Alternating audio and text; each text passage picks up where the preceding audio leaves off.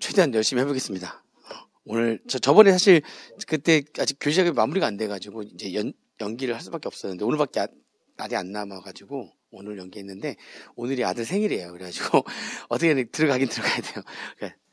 그러니까 좀 늦게라도 저녁밥은 먹어야 될 거 아닙니까? 들어가서 저녁밥을 먹으면서 이렇게 해야 되니까 어떻게 저녁밥을 10시에 먹을 수는 없잖아요. 밤에. 그러니까 최대한 더 속력을 내볼게요. 정상가격 산출밥의 사전 승인인데 535페이지에 이쪽에 개정된 내용이 있는데 굉장히 중요한 내용이 개정이 됐어요. 일단은 사전 승인의 신청 미승인 이게 무슨 말이냐? 우리가 이제 정상가격 산출 방법을 적용하는데 이게 국외특수관계자하고 딸랑 이번 한 번만 거래하는 게 아닐 거 아니에요. 과거에도 쭉 거래했고 앞으로도 계속 거래할 거란 말이에요.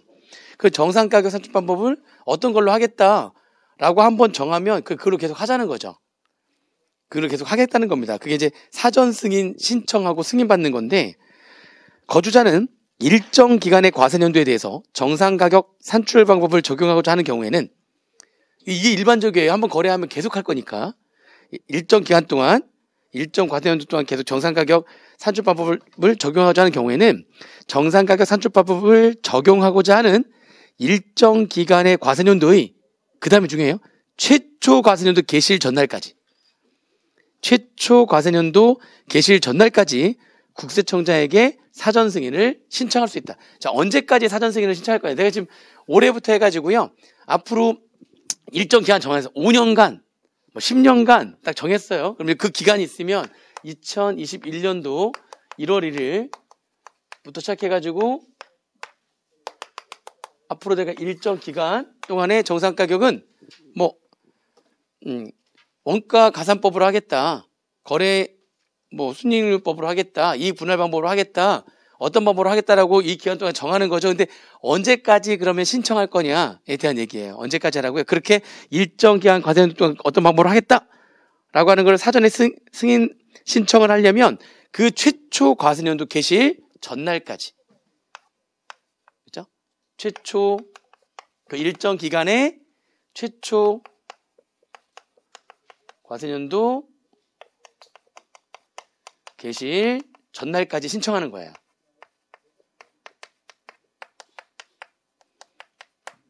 전날까지 신청하는 거예요.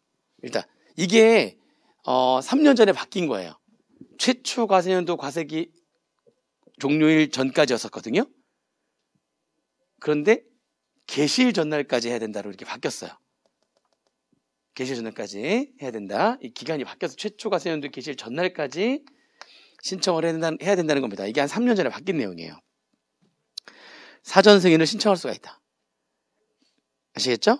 자, 근데 사전 승인의 종류가 두 가지가 있는데 사전의 종류가 첫 번째는 그러니까 지금 저쪽 나라에 있는 국외 특수관계인하고 거래하는 거니까 우리나라의 권한 있는 당국과 그 최악 상당국의 권한 있는 당국과의 상호 합의를 거쳐가지고 합의해가지고 사전 승인할 수 있는 상호 합의에 의한 사전 승인과 상호 합의 우리나라하고 그쪽 나라 최악 상당국하고 상호 합의해가지고 그래서 사전에 좋아 이거는 원가 가산법이 더 괜찮겠네 뭐 이렇게 상호 합의해가지고 그래서 사전 승인할 수 있는 거하고요. 일방적 사전 승인은 우리나라에서 혼자서만 일방적으로 하겠다는 거죠. 상호 합의하지 않고 일방적 사전 승인이 있습니다. 일방적 사전 승인은 납세자가 사전 승인 신청 시에 상호 합의 절차에 요구하지 않거나 또는 상호 합의 절차가 중단된 경우에는 상호 합의를 하다가 중간에 어떤 일이 발생해서 중단이 됐다면 그러면 상호 합의 절차를 거치지 아니하고 정상가격 산출방법을 사전에 승인할 수 있는 겁니다. 이건 우리나라에서 마음대로 하는 거기 때문에 얘를 뭐라고 한다고요? 일방적 사전 승인이라고 하는 겁니다. 아시겠죠? 사전 승인은 두 가지. 근데 일반적인 원칙은 당연히 상호 합의해가지고 하는 게 맞아요. 근데 납세자가 상호 합의 절차를 요구하지 않거나 아니면 상호 합의 절차가 중단됐다면 상호 합의 절차를 거치지 않고 일방적으로 우리나라에서 정상가격 산출방법을 승인을 할 수가 있습니다. 아시겠죠? 언제까지 그러면은 이건 결정해야 되는 거냐? 일방적 사전 승인을 신청하는 경우에는요, 신청일로부터 2년 내에 사전 승인 여부를 결정해야 되는 거고요. 상호합을 절차를 거쳐가지고 사전 승인이 될 때에는 상호합의 절차가 종료가 되면 되는 거고, 그럼 결정이 되는 거죠. 근데 일반적 사전 승인 신청했을 때는 기간이 정해져 있어요. 기간이. 그렇죠? 누가 언제까지 결정한다고요? 그게 그런 거죠. 누가? 국세청장이 신청일로부터 2년 내에 사전 승인 여부를 결정하는 거다. 아시겠죠? 국세청장이 2년 내에 일방적 사전 승인 여부를 결정하는 겁니다. 자, 거기까지는 지금 이해되시죠? 일정 기간 동안 이렇게 해서 미리 요 기간 동안에 정상가격을 뭘로 하겠다라고 미리 사전에 승인을 받는 거예요. 신청해가지고 상호합의에 의하면 상호합의 절차가 종료가 되면 되고, 일방적 사전 승인은 국세청이 2년 내에 결정하면 되고, 아무튼 이때 이제 신청을 하는 건데, 근데 이제 이거는 그 뒷얘기들이 또 2번의 내용이지, 이게 이번에 바뀐 건데, 근데 알고 보니까 이전에도 이미 몇 년간 거래를 계속 했던 거예요. 이전에도. 그러면 내가 지금 이렇게 사전 신청을 하는데, 사실 저 이전에도 그렇게 했었거든요. 이전에도 거래를 했었었는데, 지금 네가 나와 세무조사 할 거 아니야. 조사 같은 거 해가지고 정상가격을 뭘로 딱 결정을 할 건데, 그러면 어차피 제가 이거 원가 가상 방법으로 지금 사전 승인 신청을 했는데, 그 이전의 거래도 그러면은 이미 내가 거래한 게 있는데, 근데 그거를 이전의 거래에 대한 정상가격도 이때 정상가격 산출 방법에 의한 걸로 하겠다, 해달라라고 소급 적용을 신청할 수가 있어요. 소급 적용. 무슨 말인지 이해되시죠? 앞으로만 하는 게 아니라 소급 적용도 신청할 수가 있다니까요. 과거에도 계속 거래를 했던 게 있을 수 있고, 그거에 대한 정상가격도 언젠가는 과세중을 할 거 아닙니까? 근데 그것도 이때 신청한 그 방법으로 이것도 해달라. 소급 적용을 신청할 수가 있는 거예요. 근데 그 소급 적용의 신청은, 그러면은 소급 적용의 신청은 이거 신청할 때 동시에 같이 신청하는 거거든요. 과거에도 미리 거래한 게 있다면 이거 사전 승인 신청할 때 동시에 소급 적용도 신청을 하는 건데, 그러면 몇 년 동안 소급할 수 있느냐? 그 기간이 이번에 개정됐거든요. 기간이. 이 두 가지잖아요. 지금 사전 승인이. 상호합의에 의한 사전 승인과 일방적 사전 승인이 있잖아요. 상호합의는 작년에는 상호합의에 의한 사전 승인은 소급해가지고 적용되는 그 기간이 5년이었어요. 그리고 일방적 사전 승인은 3년간만 소급 적용이 됐었어요. 소급 적용할 수 있는 기간이. 근데 이번에 개정돼가지고요, 상호합의에 의한 거는 7년으로 늘어났고요, 일방적 사전 승인은 5년으로 늘어났어요. 이게 맞아요, 사실은. 작년까지가 좀 약간 잘못됐어요. 이게 국계법이랑 연결돼요. 국계법이랑 연결되는 거예요. 응? 그러니까 상호합의 한다는 거는, 상호합의를 했다는 건 저쪽이랑 합의를 보는 거잖아요. 그러니까 과거 7년까지 가는 거는 그 기간 안에 지금 내가 정상가격이 아닌 거래로 막 했을 거 아닙니까? 잘못된 신고를 한 거였죠? 그죠? 역외거래. 국제거래에 있어가지고 몇 년 전까지가 부가권의 제출기간 자체가 잘못 신고했을 때 몇 년이 되는 거니까, 일반적 법인세나 소득세, 상증세 아닌 역외거래의 경우에 잘못 신고하게 되면 7년이에요. 7년. 국세부가권 제출기간이 7년이잖아요. 7년. 역외거래. 그러니까 7년 전 것까지 소급 적용할 수 있는 거고요. 일방적 사전 승인은 그냥 우리나라에서 마음대로 정하는 거니까, 역외거래를 보지 않고 우리나라에서 마음대로 하는 거니까 일반적인 국세부가권 제출기간인 5년까지 가는 겁니다. 이게 작년에는 오히려 5년, 3년으로 돼 있었었는데, 그게 아니라 옛날부터 7년, 5년이 맞는 거 아니야? 라고 이렇게 이런 식으로 해가지고요. 하나는 역외거래 시의 국세부가권 제출기간, 하나는 일반적인 제출기간, 다시 말하면 경정청구 기한.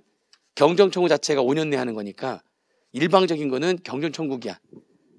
신고납부기한 경과가 5년 내 경정청구하는, 다시 말하면 거꾸로 5년 전 것까지 소급할 수 있게 그렇게 해가지고 하자.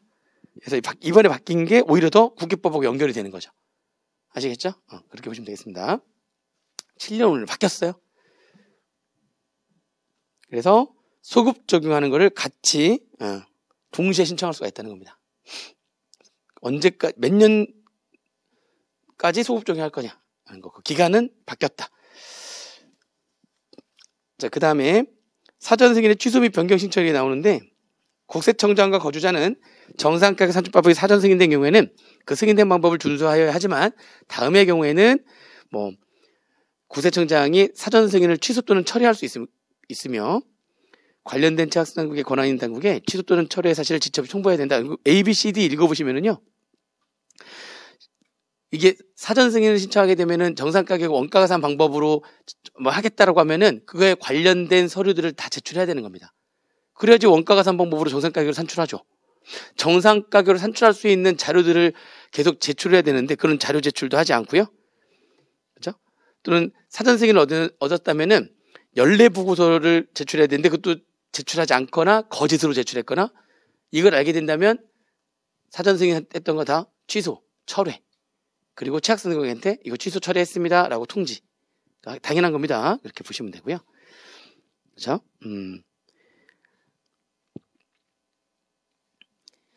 이번에 거주자는 정상가격 산출법이 사전 승인된 경우에 매년 소득세법이나 법인세법에 따른 신고기한까지 그 승인된 범위에 따라서 과세표준과세액을 계산해가지고 신고해야 하며 당연하죠.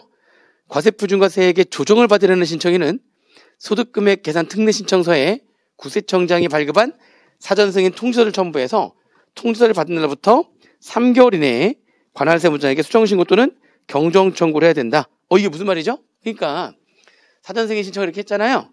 하면은 앞으로 이제 사전 승인 했으니까 앞으로는 이제 그 정상 가격 어떤 방법으로 하겠다라고 하는 그 방법으로 계속 계산해가지고 기한 내에 신고하면 되고 지금 이때 이것만 사전 승인한 게 아니라 소급 적용도 신청할 수 있잖아요. 근데 이미 그때는 60원씩 거래했거든요. 근데 이때 이제 이걸로 해주세요라고 했던 정상 가격이 100원이라면 그럼 과거에 다시 100원으로 다 해가지고 뭐 해야 되는 거예요? 조정을 해야 될 거 아닙니까? 과거 거는 수정 신고하거나 또는 과소 신고가 된 거라면 수정 신고 해야 되고 과다 신고가 된 거라면 경정 청구해야 될 거 아니에요? 과거 거는 앞으로는 그렇게 기한 내에 그렇게 원가 가산 방법으로 해가지고 신고를 계속 하면 되고 과거 거 사전 승인 신청에서는 언제까지 수정 신고나 경정 청구할 거냐? 언제까지? 그럼 경정해야 돼요. 언제까지 한다고요? 이렇게 사전 승인 통지서를 사전 승인 통지서를 받은 날로부터 몇 개월 이내에 3개월 이내에 수정 신고를 하거나 경정 청구를 해야 된다. 그렇죠? 그 중에서 경정 청구를 한 경우에는 관할 세무장이 경정 청구서를 받은 날로부터 2개월 이내에 결정 및 경정을 할 수가 있다는 거죠. 이거는 이제 국기법에서 나오는 얘기랑 연결되는 거죠. 수정 신고는 그 자체로 확정이 돼버리는 거니까. 근데 경정 청구는 아시죠? 확정력이 없다 보니까 관할 세무장에서 이제 해가지고 걔가 2개월 내에 국기법에서도 2개월 내에 결정 및 경정 통지하는 거잖아요. 결정 및 경정을 하는 거죠. 경정 청구를 하게 되면 2개월 내에 결정 및 경정을 하는 거잖아요. 그거랑 기간이 같은 거죠. 근데 여기서 핵심은 과거 거에 대해서는 언제까지 수정 신고하거나 경정 청구할 거냐. 그렇죠? 사전 승인 통지서를 받는 날부터 3개월 내야 된다는 3개월 내에 그게 이제 나올 수 있는 거고 그 뒤에 수정 신고했다면 확정되니까 끝. 경정 청구했다면 2개월 내에 결정 및 경정을 한다. 그거는 국기법과 같은 거고. 그죠? 그 다음에 이렇게 그 다음 페이지 넘기시면 거주하는 정상가격 산출법이 사전 승인된 경우에 이에 따라 산출된 정상가격 및 그 산출 과정 등이 포함된 연례 보고서를 이제 제출을 해야 되는데 이게 이제 작년까지는 연례 보고서를 내부나 작성하라고 했고요. 그리고 그 연례 보고서를 사업년 종료 속한 달의 말로부터 6개월 이내에 제출하라고 돼 있었거든요. 근데 이번에 개정되면서 내부 삭제, 내부나 제출하라고 했는데 그 삭제가 되고 한 번만 제출하면 돼요. 내부라는 말 자체가 삭제가 되면서 기간도 더 늘어났어요. 과세기한 종료일 속한 달의 말로부터 12개월 이내에 국세청장한테 제출한다. 아시겠죠? 그러면 그때 제출할 때 연례보고서는 앞으로 계속 연례보고서를 계속 이때 거 연례보고서는 12개월 내, 이때 거 연례보고서도 12개월 내 계속 하는데 문제는 과거 거는요. 과거 것도 연례보고서를 한꺼번에 제출하는 거죠. 과거 거는.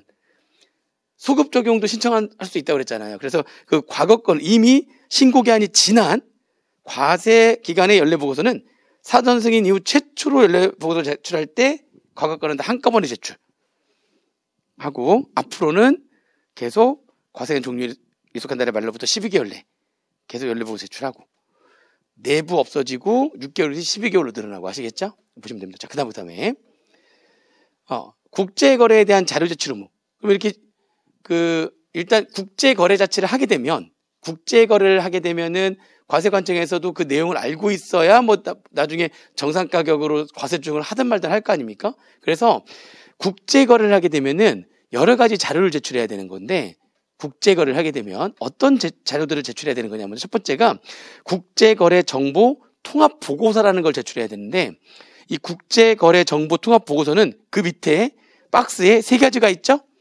통합 기업 보고서, 개별 기업 보고서, 국가별 보고서 이렇게 세 가지가 있어요. 그 세 가지를 합해 가지고 국제거래 정보 통합 보고서라고 하는 거예요. 통합 기업 보고서, 개별 기업 보고서, 국가별 보고서. 그게 어떤 내용들이 들어가는지는 오른쪽 페이지에 나와요. 그게 어떤 내용들이 들어가는지까지는 몰라도 되는데 그 이름만 알고 있으면 되는데 537페이지 제일 위에 내용이 뭐냐 그럼 그 보고서에 뭐가 들어갔냐 해서 쭉 제가 간단하게 적어놨잖아요. 근데 그건 시험 문제 안 나오고 걔네들은 이름은 중요해요. 그 세 가지는 뭐라고 한다고 세 가지를 합해가지고 국제거래 정보 통합 보고서라고 한단 말이죠. 그럼 이 세 가지에 대해서는 세 가지는 누가 내는 거냐? 누가 내는 거냐니까 그 밑에 박스에 나와 있는 거예요. 536페이지에. 어떤 경우에 이런 보고서를 내는 거냐가 있고요. 누군지 이제 볼 거고요. 그럼 그걸 내야 될 사람들은 아까 연례 보고서나 마찬가지로 사무 종료기간날의 만료부터 12개월 이내에 내는 겁니다. 내는데 잘 보세요. 아까 우리 연례 보고서 이렇게 사전 승인해 가지고 연례 보고서는 누구한테 제출했었어요? 12개월 내 누구 했었어요? 아까 국세청장한테 제출했었던 거고요. 그 다음에 국제거래정보통합보고서는 똑같은 기한 내에 누구한테 납세지 관할세무장한테 내는 겁니다. 제출해야 되는 상대방이 달라요. 지금 보니까 사전 승인 받았을 때 연례보고서를 제출해야 되잖아요. 그거는 기간은 똑같은데 국세청장한테 국제거래정보통합보고서 이름이 세 가지가 있는데 그 세 가지 이름의 국제거래정보통합보고서는 똑같은 날 사무총을 속한 날의 만료부터 12개월 내에 납세지 관할세무장한테 제출합니다. 그때 이제 통합 기업 보고서랑 개별 기업 보고서는 합해가지고 누가 내는 거냐? 그 박스를 보면 내국법인 또는 국내 사업장에 있는 외국법인으로서 다음의 요건을 모두 갖춘 납세무자가 내는 거예요. 납세 내는 건데 매출액이 얼마를 추가할 것? 매출액이 1,000억을 추가하는 거고요.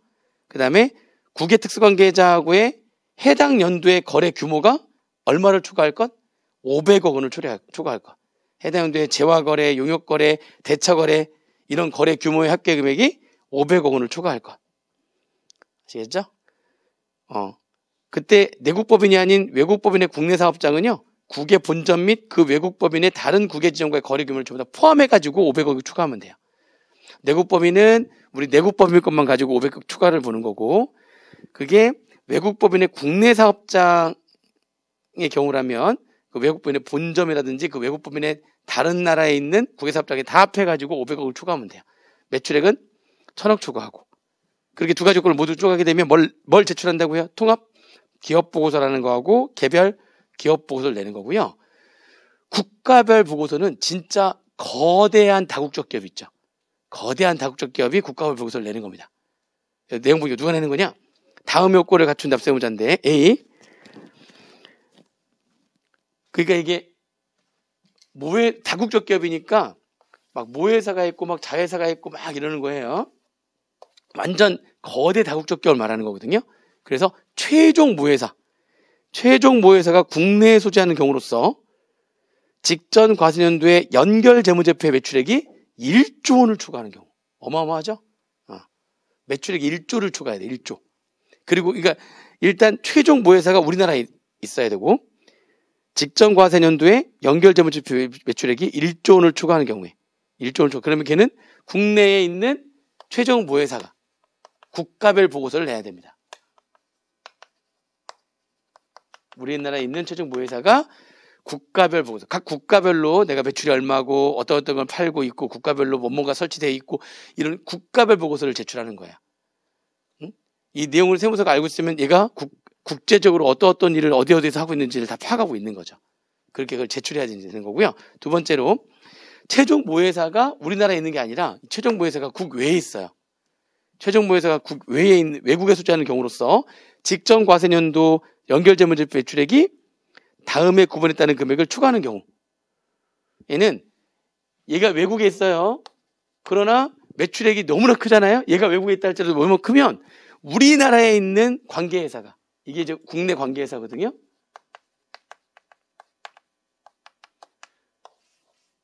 이게 외국에 있는데도 불구하고 워낙에 규모가 크면 우리나라에 있는 관계회사가 우리나라 납세지관세무장한테 국가별 보고서를 내는 겁니다. 최종 모회사가 우리나라에 있으면, 근데 이게 일단 기본적으로 그 최종 모회사 우리나라에 있을 때 얘가 국가별 보고서를 내는 경우에는 일단 연결재무적 배출액이 1조 원을 초과해야 되는 거예요. 1조 원을. 그 정도가 돼야 내는 거예요. 아무나 내는 거 아니고요. 그 다음에 우리 국내 관계 모회사가 외국에 있어. 그러면 국내 관계사가 되는 경우도 있는데 이것도 규모가 돼야 돼요. 보니까 가번은 최종 모회사가 소재하는 국가의 법령상 국가별 보고서를 제출할 의무가 없는 경우면서 해당 법령이 정한 기준 금액, 그 금액은 그냥 기준 금액이라고, 그 기준 금액이 넘어가면 되는 거고요. 그러니까 여기서 이 나라에서 제출할 의무가 없으면서 일정 금액, 정한 금액이 넘어가면 우리나라에서 얘가 돼야 된다. 두 번째는 이 나라에서 내는 경우가 내거든요. 국가별 보고서를 내는 경우인데 그게 금액이 연결재무적 매출액이 얼마를 지금 초과한다고요? 7억 5천만 유로면 7억 5천만 유로면은 도와주세요. 얼마래요? 대충 7억 5천만 유로 한 1,300원 하나요? 1,300원?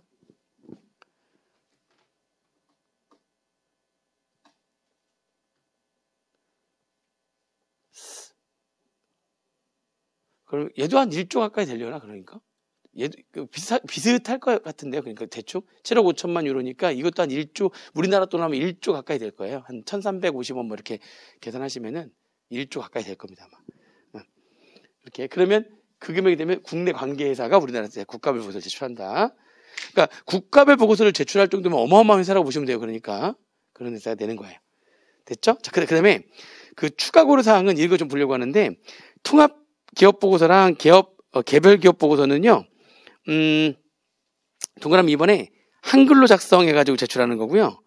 동그라미 2번 거기 추가 고려사항 있잖아요. 오른쪽 페이지에 동그라미 2번에 한글로 작성하는 거고 영문으로 제출할 수도 있는데 영문으로 제출하면은 1개월 이내에 한글로 작성한 통합기업 보고서를 추가로 제출해야 돼요. 원래는 한글이고 근데 국가별 보고서는 보시면은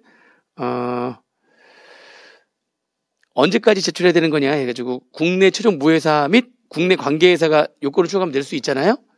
얘들은 사업용 종료소 한 달의 말일로부터 6개월 이내에 국가별 보고서 제출 의무자에 대한 법 소정의 자료를 납세지 관할세무장에게 제출해야 된다. 이게 무슨 얘기냐면은 원래는 아까 국가별 보고서 자체는 언제까지 제출한다고 그랬죠?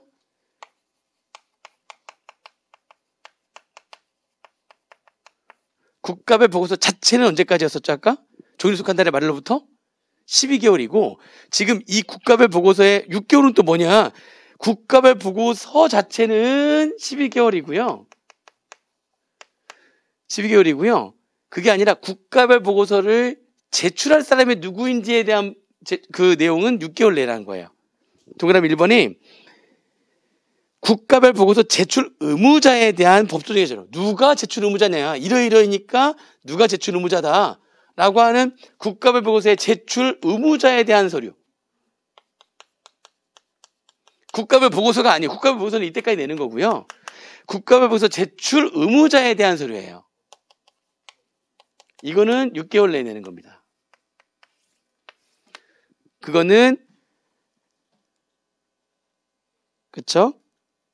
종료소 한 달의 말일로부터 6개월이 내고 국가별 보고서 자체는 요건을 모두 주겠을 때는 종료소 한 달의 말일로부터 12개월이고 내용이 달라요. 이거 헷갈리면 안 돼요. 이거는 국가별 보고서 제출 의무자에 대한 서류는 종료소 한 달의 말일로부터 6개월 내에 제출하는 겁니다. 그리고 다음의 경우는 뭐 제출하지 않을 수 있다. 그건 그냥 읽어보시면 되고요. 국가별 보고서는 한글, 영문 둘 다 작성해가지고 제출해야 되네요. 아까 통합기업 보고서와 개별기업 보고서는 한글로 작성하는 게 원칙이기 때문에 영문으로 작성하게 되면 1개월 내에 한글로 해라. 한글로만 하면 끝. 영문으로 했다면 1개월 내에 한글로 또 통합기업 보고서 제출해라 이렇게 돼 있고 국가별 보고서 자체는 처음부터 한글과 영문으로 다 제출해야지만 되는 겁니다. 자, 이거는 지금 뭐예요? 이거는 지금 국외 거래정보 통합보고서에 대해 지금 얘기고요. 보고서. 그 다음에 국외 특수관계인하고 이제 거래를 하는데 또 뭐를 또 제출하는 거냐면 국제거래 정보 통합보고서 세 가지 보고서 말고도요. 말고 그냥 국외에 있는 특수관계자하고 거래하게 되면 그 거래한 명세서, 실제 거래한 그 명세서, 뭐를 단가 얼마에 몇 개를 팔았다라고 하는 국제거래 명세서, 그리고 국외 특수관계인의 요약 손익계산서, 그리고 정상가격은 어떻게 산출했는지 정상가격 산출 방법 신고서, 그 세 가지 서류도 제출해야 되는 거예요. 추가로. 이건 보고서가 아니고요. 지금 보고서라고 하는 거는 국제거래 정보 통합 보고서라고 하는 세 가지 보고서, 그 세 가지 보고서는 사무총재속한 달의 말로부터 12개월 내에 내는 겁니다. 국가별 보고서, 통합기업 보고서, 개별기업 보고서라고 하는 무슨 보고서는 요건을 추적하면 이걸 내야 될 요건 따로 있고 요걸 내야 될 요건이 따로 있었잖아요. 요건을 추적하게 되면은 사무총재속한 달의 말로부터 12개월 내에 제출하는 거고, 그 동그라미 2번은 이 보고서가 아니고요. 실제로 이제 거래했다면 국외 특수관계인과의 거래 명세서, 국제거래 명세서가 있을 거 아닙니까? 실제로 얼마짜리 몇 개를 사고 팔았다 명세서, 그리고 국외 특수관계자에 대한 요약 손익계산서, 그리고 정상가격은 이런 어떤 방법으로 산출했는지 그 근거 해가지고 그 세 개의 자료를 또 제출을 더 해야 되거든요. 국외 특수관계자 거래를 하게 되면은 그 세 개 자료, 이거는 언제까지 또 6개월 내. 얘네들은 사무총재에 속한 달에 말일부터 6개월 내에 관할세부장한테 제출하면 됩니다. 그렇죠? 제출하면 돼요. 그런데 뭐라고 되어 있냐면, 이제 여기서 보세요. 그러니까 이거는 그런 지금 얘기한 세 가지 추가 자료, 보고서가 아닌 이 세 가지의 추가 자료는 종료에 속한 달의 말일부터 6개월 내에 관할세부장한테 제출하면 됩니다. 근데 거기 괄호 안에 뭐라고 되어 있냐면은, 괄호 안에 이런 말이 있어요. 동그라미 2번에 국외 특수관계인과 국제거래하는 납세무자, 괄호 안에 위, 이에 따른 뭐하고 뭐를 제출해야 하는 납세무자는 제외한다. 통합기업 보고서 및 개별기업 보고서를 제출해야 되는 납세무자는 이거 안 내도 된다는 거죠. 왜냐면 이제 종료에 속한 달의 말로부터 12개월 내에 통합기업 보고서와 개별기업 보고서를 제출하게 되면 그 안에 이 내용들이 다 들어가 있거든요. 그 안에 이거에 대한 내용들이 들어가 있기 때문에 이렇게 제출해야 되는 얘네들은 누구는 이거 제출 안 해도 된다고요? 통합기업 보고서와 개별기업 보고서를 제출해야 돼. 아까 매출액 1천억 초과, 거래 규모가 500억 초과 해가지고 얘네들 내야 되는 그런 애들 있잖아요. 걔네들은 이거 제출 안 해도 돼요. 어차피 이 안에 다 포함이 돼 있기 때문에. 그렇죠?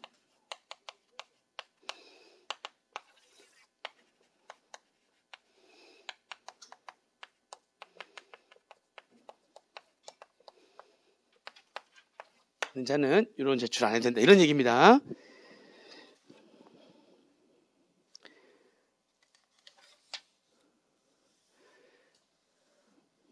아시겠죠? 그렇게 보시면 되고, 그리고 그 뒤에 넘겨보시면 이런 말 나오는데 그것까지는 안 나와요. 이게 요약 손익계산서라든지 아니면 정상가격 산출 방법 어떻게 했는지 근거에 대한 그 자료 제출하는 것도 이 규모가 너무 작으면 이것도 제출 안 해요. 그게 그 다음 페이지에 나오는 거죠. 그 다음 페이지에 요약 손익계산서 제출은 면제되는 경우가 있고, 정상가격 산출 방법 신고서 제출은 면제되는 경우가 있는데, 규모가 작으면 그건 안 내는 거예요. 규모가 작으면.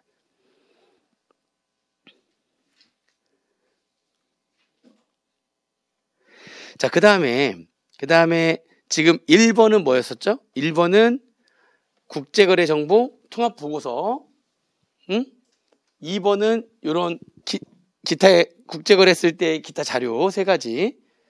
이거를 언제까지 얘는 12개월, 얘는 6개월 내에 지금 제출을 해야 된다고 지금 돼 있잖아요. 근데 제출을 해야 되는데 이게 그날까지 못할 것 같은 거야. 그날까지 못할 것 같은 거예요. 그러면 1년의 범위 내에서 그 제출 기한의 연장을 승인할 수가 있다는 거예요. 연장 신청을 하면. 연장 신청 언제까지 하라고 돼 있죠? 연장이 돼요. 그러니까 12개월, 6개월 내에 해야 되는데 1년의 범위 내에서 제출 기한 연장을 승인할 수가 있는데, 제출 기한 연장을 신청하라는 자는 제출 기한 며칠 전까지, 제출 기한 15일 전까지 제출 기한 연장 신청서를 과세 당국에 제출하면 됩니다. 그러면 신청을 받은 과세당국은 제출기한 연장 신청이 접수된 날로부터 7일 내에 연장 여부를 신청인에게 통지해야 되고요. 과세관청이 7일 내에 통지를 하지 않으면 연장을 신청한 기한까지 연장된 걸로 봅니다. 근데 연장 신청할 때는 몇 개월, 1년 범위 내에서만 연장 신청을 하는 겁니다. 1년의 범위 내에서 연장 신청을 하는 건데 원래 제출기한 15일 전까지 연장 신청하면 됩니다. 아시겠죠? 자, 근데 이게 연장이 되는 거는요. 지금 이게 연장되는 거잖아요. 이게 연장되거나 얘가 이게 연장되거나 얘가 연장되거나 얘가 연장되거나 이렇게 연장되는 거. 연장되는 거는 무조건 되는 건 아니에요. 뭐가 있어야지만 돼요? 그렇죠. 그 연장할 수 있는 정당한 사유가 있어야 되는 거고요. 그 연장이 될 수 있는 정당한 사유가 거기 중간에 꽃표시에 대통령령으로 정하는 부득이한 사유라고 하는 겁니다. 꽃표 1, 2, 3, 4, 5, 6번 있죠? 화재, 재난, 도난, 사업의 중대한 위기, 관련 장부 서류가 권한 있는 기관에 압수나 영치된 경우 뭐 이런 거 읽어보시면 느낌이 오겠지만 이런 경우에는 지금 연장을 좀 해야 되겠구나. 지금. 그죠? 그런 정당한 사유에 해당해야지만 연장이 되는 겁니다.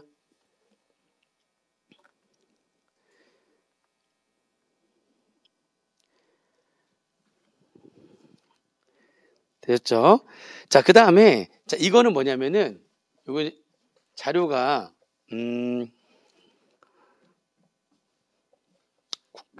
보고서, 이거는 국제거래했을 때의 자료,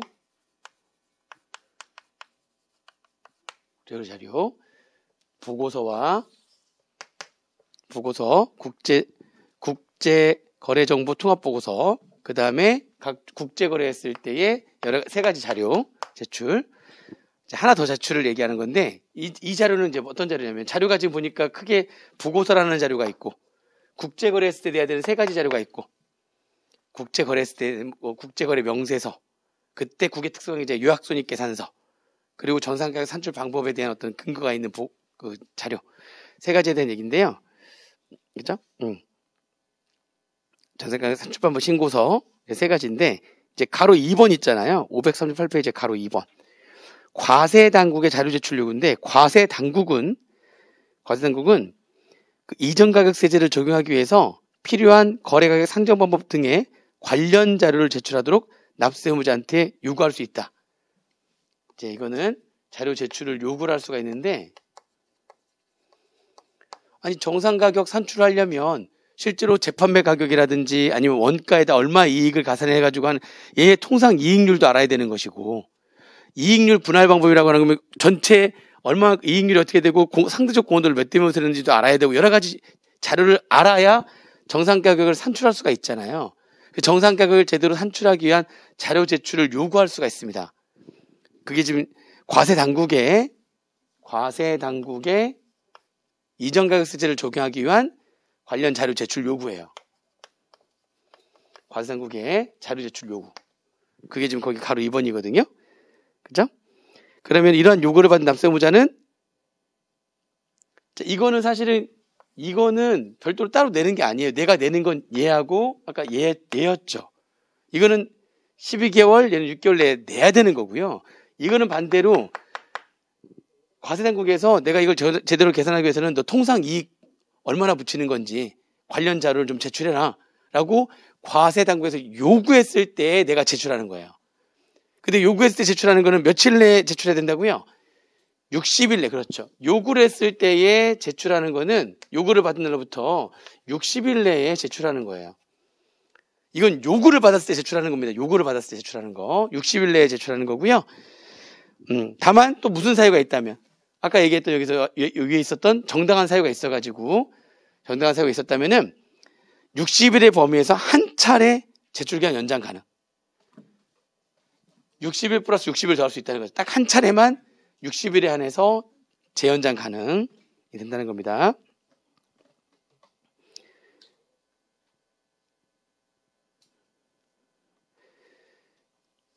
자, 그 정도만 보시면 돼요. 1번.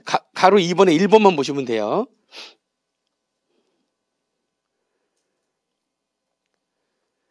자, 그 다음에 가산세 적용의 특례인데, 과세당국은 이전가격세제 규정을 적용할 때 다음 중 어느 하나에 해당하는 경우에는 국유법상 과소신고가산세를 적용하지 않는다. 과소유가산세를 부과하지 않는다. 1번. 납세무자가 신고한 거래가격과 정상가격 차이에 대해서 납세무자의 과실이 없다라고 인정을 하게 되면 입금산입만 해가지고 세금만 더 부과하는 거지 뭐를 부과하지는 않는다. 과소신고가산세를 부과하지 않는다. 납세무자 과실이 없다라고 상호 합의 절차의 결과에 따라 확인되면. 두 번째는 일방적 사전 승인을 했으면 상호합의 안 하는 거잖아요. 일방적 사전 승인을 받은 경우로서 신고한 거래가격과 정상가격 차이에 대해서 납세자의 과실이 없다고 국세청장이 판정하는 경우. 상호합의에 의해 가지고 사전 승인하는 경우에는 상호합의 절차에 따라서 납세무자 과실이 없다라고 확인되면 가산세 안 붙이는 거고요. 일방적 사전 승인은 국세청장이 판정하면 돼요. 아시겠죠? 세 번째는 납세무자가 소득세 법인세를 신고할 때 적용한 정상가격 산출 방법에 대해서 증명자료를 보관 비치하거나 개별 기업 보고서를 기한까지 제출하고 합리적인 판단에 따라서 정상가격 산출 방법을 선택해서 적용한 것으로 인정되면 그러면 잘못 신고했던 거라 할지라도 그에 대해서 뭐를 부과하지 않는다? 과소신고가산세는 부과하지 않는다. 그래서 과소신고가산세는 부과가 안 되는 걸로 생각하시면 되겠습니다. 과소신고가산세는 부과가 안 되는 걸로 생각하시면 되고요. 그 다음에 이제 6번에 국세 정상가격과 관세 과세가격의 조정이라고 하는 건 뭐냐면은 이거는 이제 간단하게 좀 내용을 좀 정리하자면 이런 거예요. 국제거래를 하는 거잖아요. 국제거래를 하게 되면 당연히 법인세나 소득세도 내야 되는 거지만 이걸 수입 수출하다 보니까 뭣도 내야 되는 거냐면 관세라는 것도 내야 되거든요. 응? 그러면 관세라는 건 어떻게? 관세도 역시 그 수입 수출하는 그 금액에다 관세가 붙어요. 그러면 지금 이게 법인이라면 법인세만 더 내야 되는 게 아니라 아니 100원인데 60원으로 했어요. 정상가격 100원이야. 그러면 40원만큼 입금산입이 들어간다면서요? 그러면 입금산입이 들어가면 법인세를 더 내야 되는 거죠, 지금? 무슨 말인지 이해되세요? 근데 이게 법인세만 더 내는 게 아니라 60원이 아니라 얼마라면? 100원이라면 뭣도 더 내야 되는 겁니까? 관세도 더 내야 된단 말이에요. 그럼 이게 지금 국조법에 따라 가지고 국조법에 따른 정상가격과 관세 과세가격은 같이 움직여야 된단 말이에요. 같이. 그러니까 이걸 같이 움직이는데 문제는 뭐예요? 문제는 관세는 세관장 쪽에서 결정하는 거고요. 그 다음에 국세는 국세청장. 그러니까 이게 국세 정상가격과 관세 과세가격이 결정 방법이 같아야 되는데 서로가 부과하는 주체가 다르다 보니까 서로가 막 다르게 막 부과를 하는 거예요. 그래서 그러지 마시고 좀 사전 조정을 좀 해주세요. 둘이서 이렇게 서로 다르면은 나중에 맞춰야 되거든요. 나중에 맞추지 마시고 사전에 미리 어떤 걸로 하겠다 이렇게 하자는 거죠.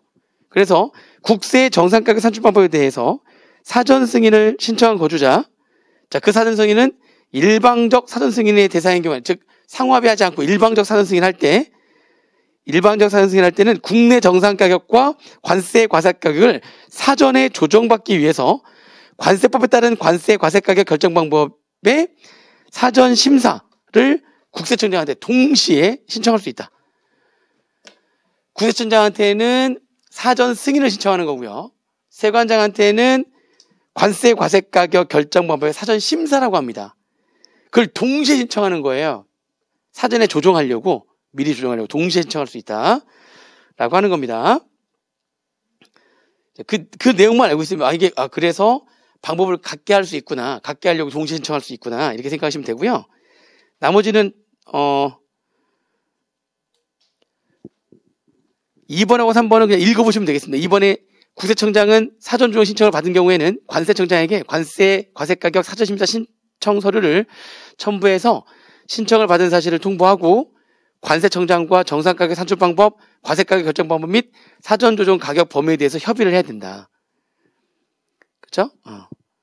그런 얘기가 나오고 협의가 이루어진 것대로 사전 조정하고 국세청장은 그걸 기획재정부장관에 통보해야 된다.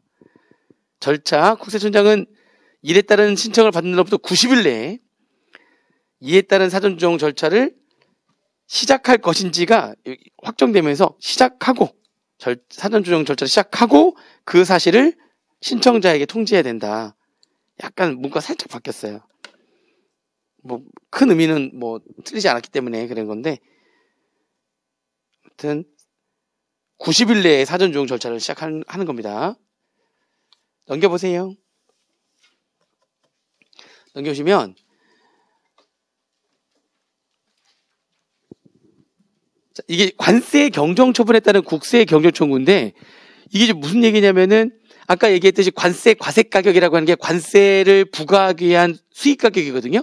근데 그것도 이제 관세 과세 가격도 이것도 어떤 금액 100원으로 해야 되는데 60원으로 한 거예요. 정상적인 금액은 100원이니까 100원에다가 관세를 붙여야 되는데 얘가 60원에 거래를 한 거예요. 그 나중에 세관장이 알고 보니까 너 100원이네? 이렇게 된 겁니다. 그렇게. 그러면 걔만 100원이 되는 게 아니라 이제 어떻게 되는 거냐면 국세도 금액이 정상가격으로 이제 바뀐다는 거죠. 그래서 관세가 경정처분이 되면 국세도 경정처분이 들어간다는 겁니다. 그런 얘기예요. 그래서 세 번째 줄에 관세 과세가격과 그 관세법에 따른 세관장의 경정처분으로 인해서 관세 과세가격과 신고한 법인세 과세표준 및 세액의 상정 기준이 되는 거래가격에 차이가 발생하는 경우에는 납세의무자는 세관장의 경정처분이 있음을 안 날로부터 3개월 내에 과세당국에 법인세 등의 과세표준 및 세액의 경정을 청구할 수 있다. 자, 일단 잘 보세요. 이게 국기법에서 공부했던 후발적 사유로 인한 경정청구 같은 거예요. 후발적 사유로 인한 경정, 국기법 지금 공부 어느 정도 하셨으니까 후발적 사유로 인한 경정구는 후발적 사유가 발생한 것을 안 날로부터 몇 개월 이내, 3개월 이내에 경정 청구하는 거거든요. 그리고 경정 청구를 한 날로부터 2개월 이내에 결정 및 경정이 이루어집니다. 절차는 이것도 일종의 후발적 사유니까 나중에 보니까 관세 과세가격 결정이 돼가지고 국세가 다시 결정이 돼야 되는 거라서 후발적 사유로 인한 경정 청구에 해당되는 게 맞아요. 그러면 후발적 사유로 인한 경정 청구는 그런 후발적 사유가 발생한 것을 안 날로부터 3개월 내에 하는 겁니다. 거기까지도 같아요. 핵심은 뭐냐면은요, 이거를 경정 청구는 후발적 사유로 인한 경정으로 적어놓으시고 그러니까 국기법이랑 절차가 같다고 적어놓으시면 되겠습니다. 이게 나올 만한 거죠. 이게 예전에는 안 그랬고, 예전에는 2개월 내에 후발적 사유로 인한 경정 청구인데 2개월 내에 할 수 있게 돼 있었단 말이에요.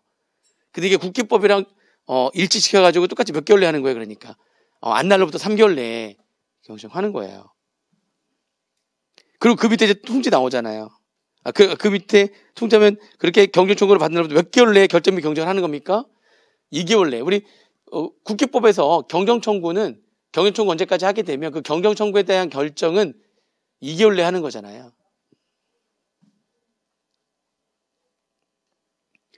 자, 그렇게 보시면 되고요.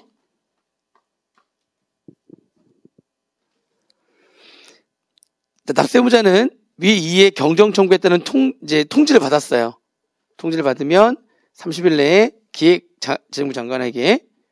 기획재무장관에게 국세 정상 가격과 관세 과세 가격 간의 조정을 신청할 수가 있다. 거기에 이제 추가적으로 이번에 이제 정업표에서 들어가는 내용이 좀 있는데요. 나중에 읽어보세요. 이렇게 뭐 중요한 내용은 아니라서 읽어보시면 되겠습니다. 그러니까 이쪽은 요 정도로만, 이게 관세 과세 가격과 국세와 관련된 정상 가격, 요것 때문에 사전 조정 신청할 수도 있고, 이미 했는데 나중에 관세 과세 가격에서 경정처분, 세관장이 경정 처분해버리면은 국세에 대해서도 그걸 안 날로부터 3개월 이내에 경정 청구를 또 할 수가 있구나. 후발적 사유로는 경정 청구를 할 수 있구나. 뭐 그런 정도로 이쪽은 정리를 좀 해두시면 되겠습니다. 그 정도까지만 볼게요. 이게 정상 가격과 관세 과세 가격의 조정은 그렇게 해가지고 중요한 내용들만 조금 정리하시면 될 것 같습니다. 식사를 하시고요. 1, 2절이 끝났는데 이게 거의 절반 이상 끝난 거예요. 사실은 절반 이상 끝난 거고, 이제 3절부터는 조금 더 컴팩트하게 해가지고 내용을 좀 정리하도록 하겠습니다. 해가지고 너무 늦게 작년에 보니까 7시 정도에 끝나더라고요. 작년에 보니까 7시 정도에 끝났는데, 식사하시고 2시부터 해서 최대한 당겨서 6시 반 안으로 한번 끝내보는 걸로 한번 해볼게요. 최대한 6시 반까지. 밥 먹고 가겠네요. 아무튼 밥 먹고 2시부터 하겠습니다.